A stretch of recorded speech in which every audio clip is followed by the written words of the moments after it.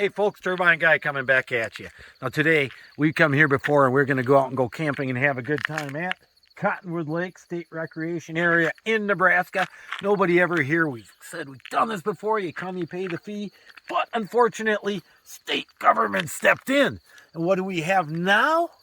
Now, you gotta get online and you gotta print out a state park pass in order for you to put on your vehicle before you even get a chance to come and pay the fee. So they've made things more difficult, and we don't have a printer in our truck. Who the heck does? You know? So government is artificially restricting us staying at this site tonight, and we're stuck getting in the truck and heading to a hotel because the last thing we need is a ticket from the government over trying to enjoy nature.